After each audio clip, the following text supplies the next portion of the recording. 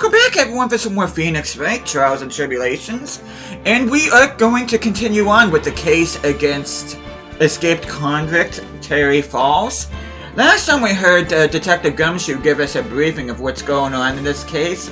And we were also able to come up with something weird with the crime photo that was taken there. But now we are going to be listening to the key eyewitness in this case. So hope you guys are looking forward to that. But before we do, hope you guys have an awesome day today. Hope you guys are doing well. So without further ado,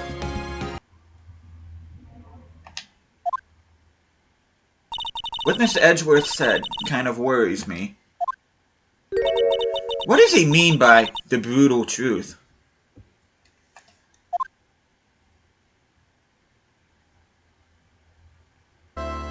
Now, let's proceed with the testimony. Mr. Edgeworth, please go right ahead. Thank you, Your Honor. The prosecution summons the woman who saw the events that day with her very own eyes. This is it, Mia. The battle begins here. Witness, what is your name and occupation? Oh. Those who remember the first case should know who this is. Everyone is so silent I can hear their hearts going pitter-patter. Oh. When I look at you, how can I put it? You look as scrumptious as a double-double in a dozen donut holes. I feel like I want to hurry up and hand down a verdict just to have a bite. Hey, not so fast. As I said before, this witness is very sensitive and delicate. I would ask the court to please exercise care when addressing her. Yes, indeed. Thank you, Mr. Edgeworth. You are a true gentleman. Miss Faye, you could learn a lot from this man. If he's such a gentleman, he sure doesn't act like one to me. Sir? Eh? Yes, my dear. This is my first time, so I'm sure I'll make a lot of mistakes. Anyway, I just wanted to say I'm sorry for all the trouble I might cause. Not at all. It's no trouble at all. Now then, may we please have your name and occupation? My name is, Melissa Foster. I'm a college student, a freshman in the literature department. You were on the scene when the unfortunate event occurred, correct? And you were the one who took this photo? Is that accurate? Wow, but how can you be so mean? Now see here, what are you doing shoving that in her face like that? Huh? But it's just a photograph. It's not like it's something dangerous. Next time I'll be forced to penalize you. Uh-oh. I don't like the turn this is taken. Is she staring at me? And you would be... Huh? I'm the defense attorney. My name is Mia Fey. I see. So you are... Now then, young lady, could you please give us your testimony? Yes, Your Honor. I'll do my best. Witness testimony. The witness's photograph. I was using my camera to take some pictures of wildflowers. Then I noticed there were two people standing up on the suspension bridge. Suddenly, they just started fighting. That's when I heard and took the photo that shows the crucial moment. And right after that, I called the police. By the way, where were you standing when the incident occurred? I believe the map would be of help here. I was standing right over here. I was standing in a beautiful field surrounded by tall cliffs. So you took the photograph from that location, eh? I brought the camera I was using at the time, just like Mr. Edgeworth asked me to. Oh, what a cute camera, just like its owner. Camera added to the court record. Melissa Foster took the witness's photo with this, a small but powerful model. Alright then, Miss Faye, time for your cross-examination. Don't mind if I do. But I warn you, make the witness cry again and you'll feel the wrath of my gavel. Cross-examination, the witness's photograph. She was using her camera to take pictures of wildflowers, and she noticed two people standing up on the bridge. They just started fighting. That's when she hurried up and took the photo.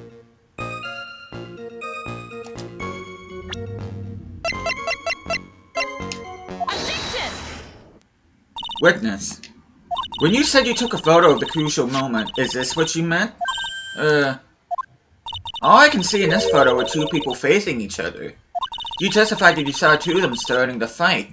Normally that's the kind of thing we refer to as a crucial moment. Why haven't you presented a photo like that? Well, you see, the photo we presented was the only one there was. But if you really wanted to capture the crucial moment, then what happened next? You must have taken a photo of it. Oh. My apologies, young lady, but Miss Faye's assertion is not without a certain amount of merit. He can certainly downplay a situation, can't he? I'm sorry. I'm a very bad girl. I used it all up. The film, I mean. You ran out of film? This photo was the last one. What? Unfortunately, that is the truth. I personally examined all the photographs she took that day. All the other photos are of the witness herself playing among the wild flowers. The witness herself? Then who took the photos? Well, you see, my camera has a timer feature built into it. So you took photos of yourself? I remember taking some photos of myself once too. Please, no details. It seems like Miss Faye's assertion was not so decisive after all. Well, wait, just a minute! Well, if she had no film left, she couldn't very well take more pictures, eh? Miss Foster, perhaps you could tell us about a different sort of photo. Photos of the incident that you took with your very own eyes. Mr. Edgeworth, you're quite the poet. Very well then, let's get back to the cross-examination. Let's hear your thoughts on the fight that you witnessed. Yes, Mr. Judge. Boy, this guy is really a sucker for sweet talk. Huh. It looks like the other kitten in the room is the one that's getting all the attention. Yeah, it's sickening. I was using my camera to take some pictures of wild flowers. Then I noticed there were two people. Okay, Victim turned around and tried to run away, but she only got about 10 yards before she was stabbed in the back. That's interesting. Objection! Witness, your testimony is a joke. Huh? What? But I just... Miss Faye, I thought I warned you not to make the witness cry. One short testimony and two bad contradictions. There's no possible excuse. You say there were two contradictions? It's simple. Just take a look at the diagram of the area. According to her testimony, the two of them were in the middle of the bridge. But if they were, the victim had turned around and tried to run, well then, she would have hit a dead end. You said 10 yards, but even she couldn't have ran even 5. Because Dusky Bridge is collapsed on that side.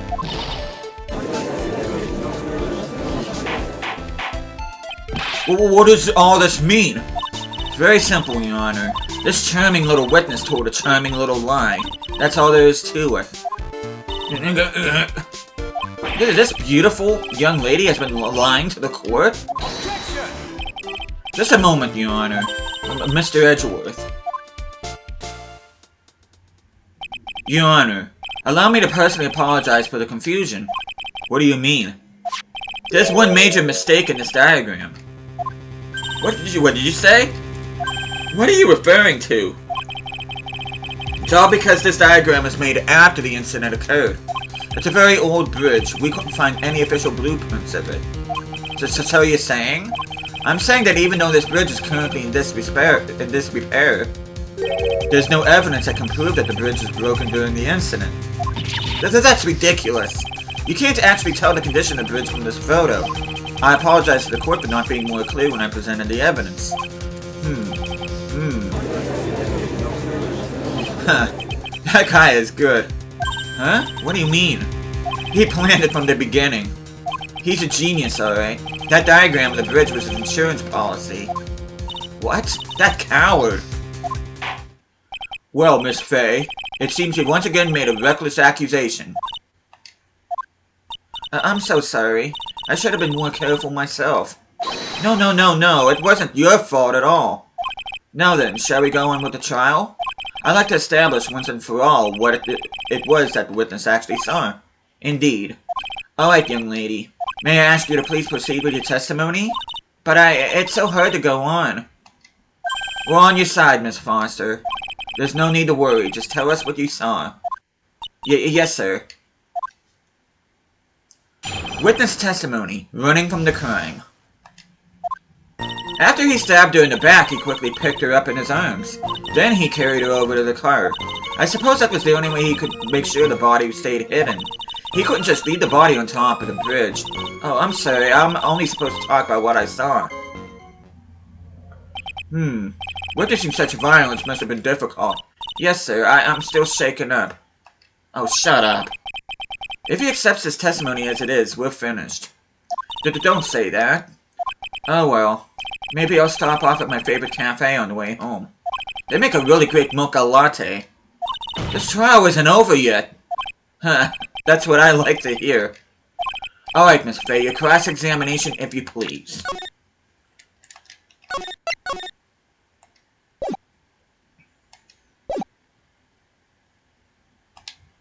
The contradiction is staring you right in the face, Mia. Go on the attack. Hey there, Ryan. Cross-examination. Running from the crime.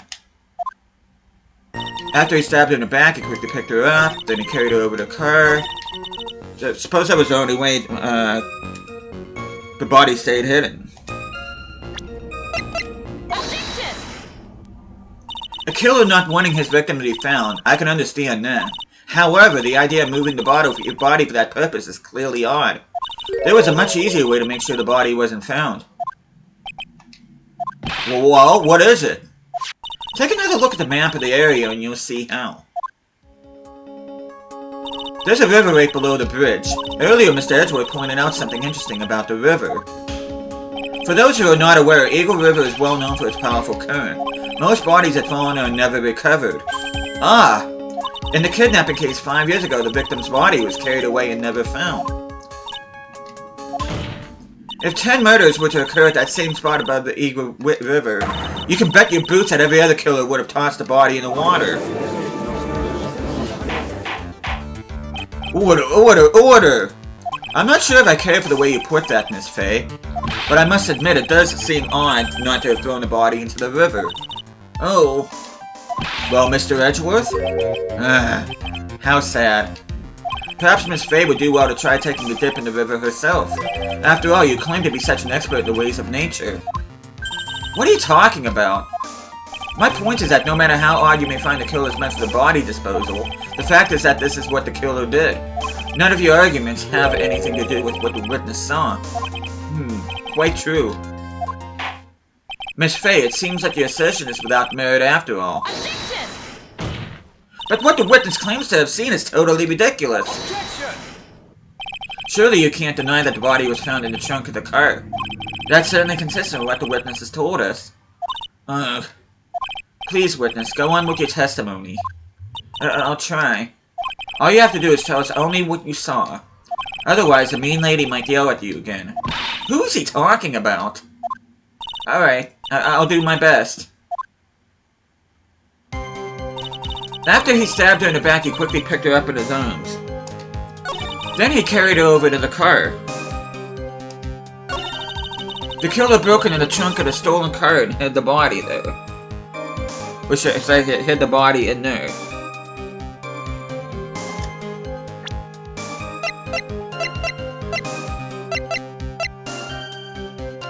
Objection! Well, Miss Foster, looks like you've done it this time. Done what? Made a crucial mistake. A crucial mistake? Like what, Miss Faye? The killer broke into the trunk of a stolen car and hid the body in there. You're saying what you saw that, right? With your very own eyes? Yes. And? It's simple, Miss Foster. Take a look at the diagram. The place you claim to have taken the photo from that day is here. Do you see what I mean? Even if you try to see the car, this outcropping of rock is directly in the way. Ah. That's right, Miss Foster. From where you were standing, you could not have possibly seen the killer's car. Ah! I admit that the diagram shows a large outcropping of rock. However, it isn't so tall that it would stop it from seeing that car. That's right. It's not high at all. I was able to see his car just fine. I'm so sorry, but that just doesn't wash. I believe it was the witness who presented this as evidence to the court, yes? This is the location that the photo was taken from. Your own photo tells the whole story. You can clearly see the left side of the bridge, but the outcropping that is being referred to is really more like a cliff. Ah!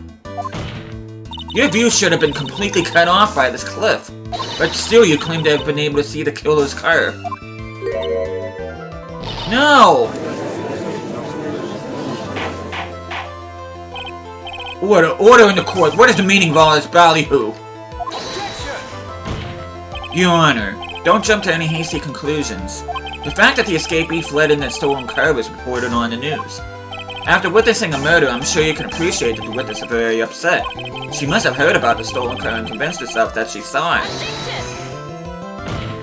But she was repeatedly warned before starting her testimony. She was told to testify only about what she saw with her own eyes. Oh. Mr. Judge? What is it? I think I must have remembered things wrong. Hey, wait a minute. You can't just say that. Miss Faye, no one on the face of the planet is perfect. Yes, indeed. Quite true. You know what they say. To err is human, to forgive divine. I'm inclined to give the benefit of the doubt to our witness here. What? That's not fair! Save the tears for later, kitten. But Mr. Armando, don't look back until the trial is over. Now is the time to go forward. But that wasn't fair! Okay, kitten, you need to relax. Then you need to remember the other kitten's testimony. The killer broke into the trunk of the stolen car and hid the body in there. So tell me, how does she know that? How did she know that he broke into the car? Aha! Well, Miss Foster, until you can explain how you knew that, you're gonna have a lot of very suspicious people on this side of the courtroom. Well, witness? Well, I'm certain that he broke into the trunk. Because there were marks left on the trunk lid. I'm certain they were scratch marks and were broke. Again, how were you able to know that? Well, what? Let me see that photo. It's true. These certainly look like scratch marks around the keyhole. It's obvious that this trunk has been broken open. Well, Miss Faye, are you satisfied? Hell no. The judge is on her side. I can't make any mistakes here. What she just said. Is there a contradiction in there somewhere?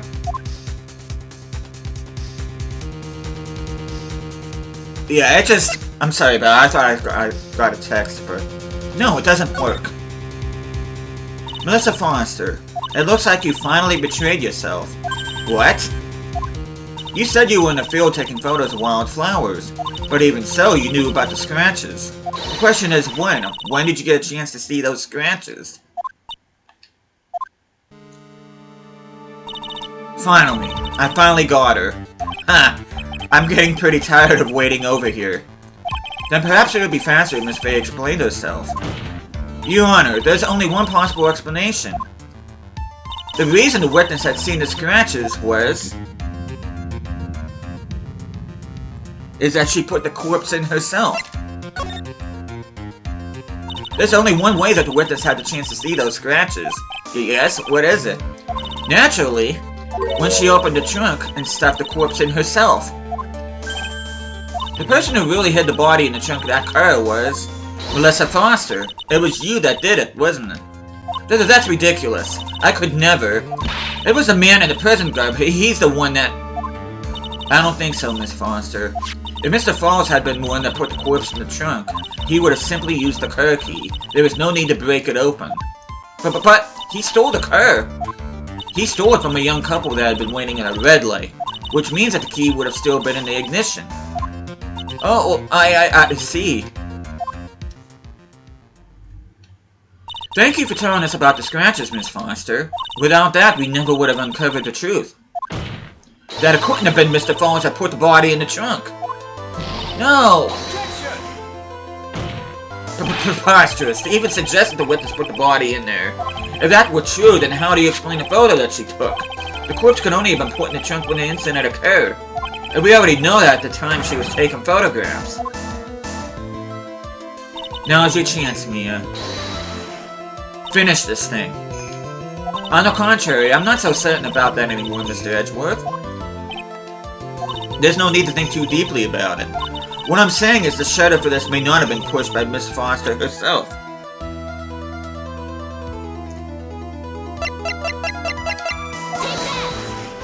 Let's take another look at this camera and see what features it has, shall we? It has a timer built into it, even the mini tripod. Why? It's almost as if she had brought this camera just to take this picture.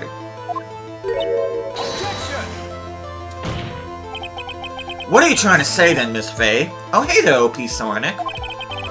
That when the crime occurred, Miss Foster wasn't in the field as she claimed?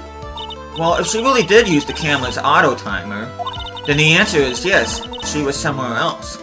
Exactly, she was not in the field. Would your defense please explain further? Listen, this is a crucial point. We're gonna go ahead and save. Where was Miss Foster when the incident occurred? And answering that question will also make clear Miss Foster's true identity. Well then, please answer this question.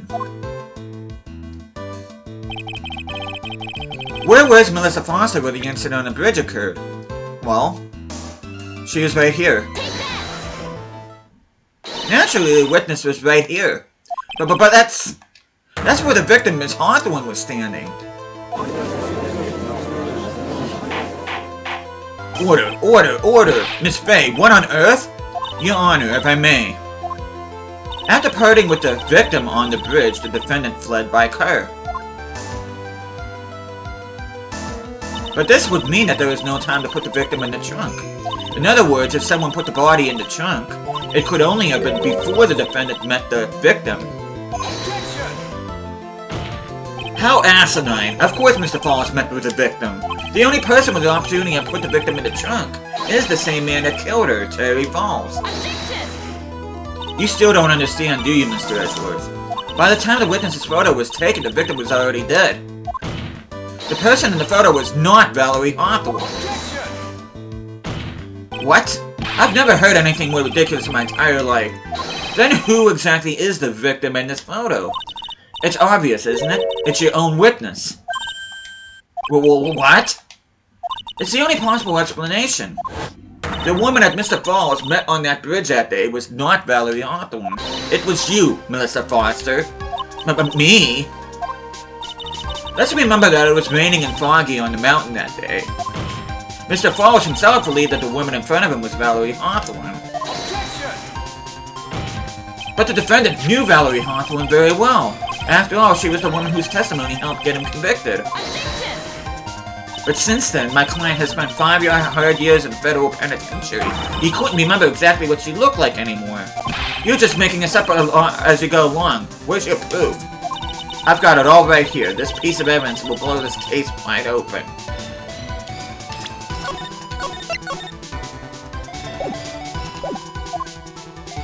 At the time of the incident, Mr. Falls had forgotten what Valerie Hawthorne looked like.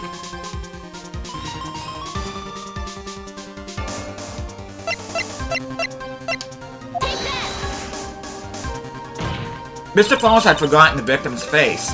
That's why he needed some piece of identification. Namely, this muddy scarf. Ah, it was Mr. Falls who requested that she wear this scarf to identify herself. That's already been proven by the note the victim left. In other words, as long as you were wearing a scarf like he asked, anyone could have pretended to be Valerie Hawthorne. Well, what do you have to say to that, Melissa Foster? No!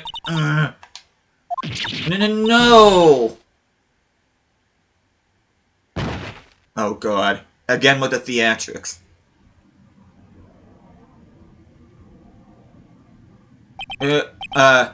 Where's Miss Foster? She's collecting herself in the lobby. Way to go, Mia. It's obvious that Melissa Foster did it. She hid the body in the trunk and disguised herself as the victim. She set up the camera to snap a fake photo of them together. The only question is, why did she do it? Well, isn't that obvious? She's the real culprit. Huh.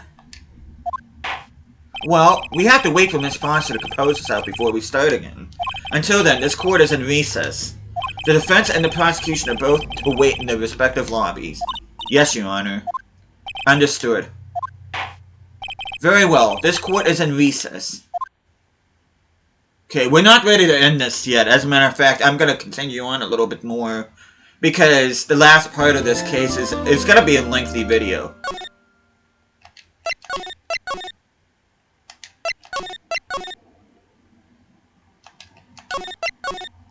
I like double saving, don't ask me why.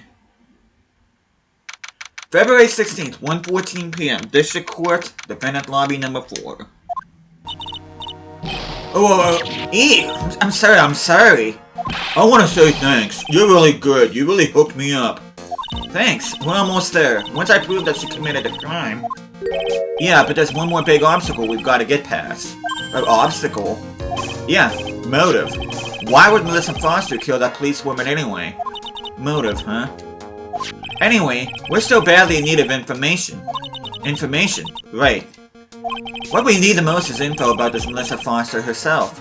All we know is that she's a student studying literature. And one more thing. What is it? Well, the incident that happened 5 years ago, of course. The kidnapping murder case that Zebra Boy is on death row for. I didn't do nothing. I didn't kill nobody. I never lie. Mr. Falls, in that case, tell us more about it. About what happened 5 years ago. Okay, I trust you. That day, 5 years ago, I dream of it every day. This picture reminds me everything. Bridge looks same, just like then, 5 years ago. Like it could fall apart any minute. So it's been broken like that for at least 5 years. Huh. Sorry, buddy, but you sound like the one that could fall apart any minute. It's true, I did kidnap her. 5 years ago, I kidnapped my girlfriend, Dahlia Hawthorne. The girlfriend, huh? Hey, hold on there. Did you say Hawthorne? The victim's last name. Dahlia Hawthorne, Valerie's little sister. What? Are you serious? The girl, let her go. I thought that was him talking for a second.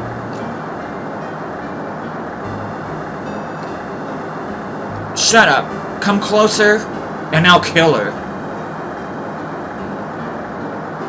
Sorry, but you're not gonna get the chance.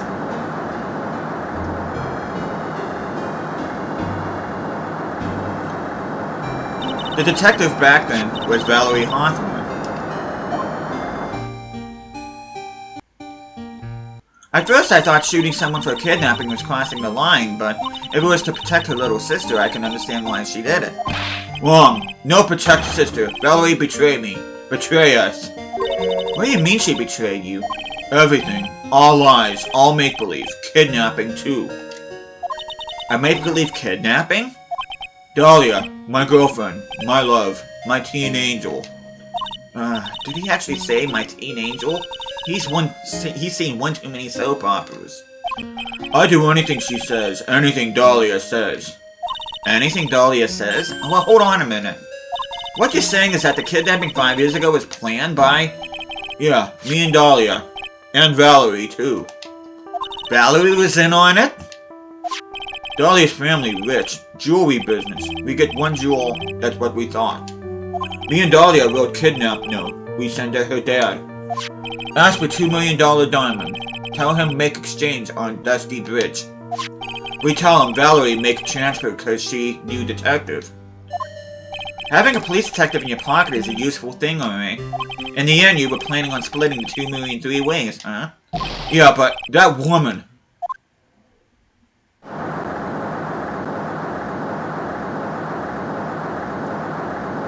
That woman, Valerie, she do it for real. She shoot at me for real, me and Dahlia.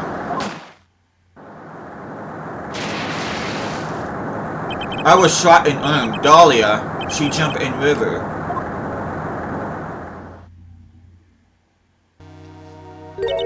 Jump?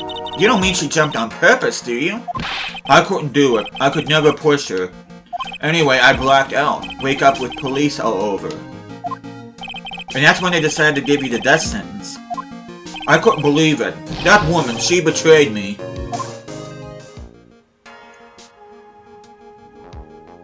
That man, Terry Falls, he killed her. He threw her off the bridge. He threw my beloved sister into the roaring river 40 feet below.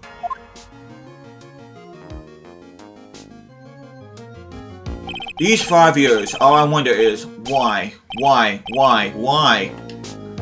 did she lie? That's all I want to know. Oh, crap. Just give me a minute, I forgot to mute my phone. Because of course I did. Just give me 1 second. Okay. Sorry about that. So that's why you called her. You wanted to hear the truth from Valerie herself. Yes, but I forget what she looked like, so I tell her to wear a scarf. I don't want to hurt her. Just ask why. Why did you lie? Why did you betray me? I just want to hear an answer come from her mouth. That's all. So that's why you made a crazy escape like that. Just one thing, Zebra Boy. My senses are tingling all over. Tell me, Mr. Falls, where is it? Huh? Where's what? Come on now, kitten. The ransom. The $2 million diamond. Remember that now? Did you give it back to Pops? Did the police take it? I don't know. Huh? You don't know? No, really, I don't know. It's gone. With Dahlia. With Dahlia? That day on the bridge, Dahlia put it in backpack.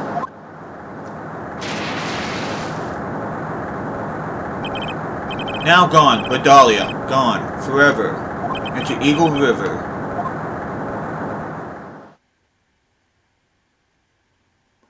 It disappeared with Dahlia, huh?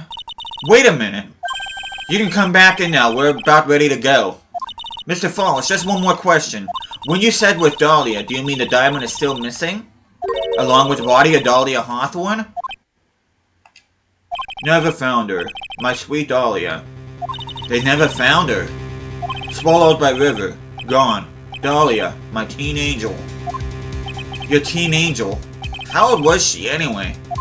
Just 14. Oh, shoot. But for 14? Guess you're robbing cradles before diamonds. She plans a fake kidnapping and disappears in the river with a rock worth $2 million. Man, oh man, angels these days. Falls takes the fall and gets a one-way ticket to death row. Is Dahlia Hawthorne an angel, or is she really a... It's time, kitten. Looks like a few more aces up her sleeve now. You bet. Diamond added to the court record. A $2 million gem, used as ransom for Dahlia, lost to Eagle River 5 years ago. The training wheels come off now, Mia. You've got to strike when the iron is hot. That's one of my rules. Remember it. February 16th, 1:49 p.m., District Court, Courtroom number 4. And that's where we are going to leave it here. The next time I see you guys, we are going to be finishing this case and proving once and for all that Melissa Foster did indeed kill Valerie Hawthorne. But until then, thank you guys so much for watching this. I hope you guys are enjoying this series so far, and I'll be seeing you guys again next time.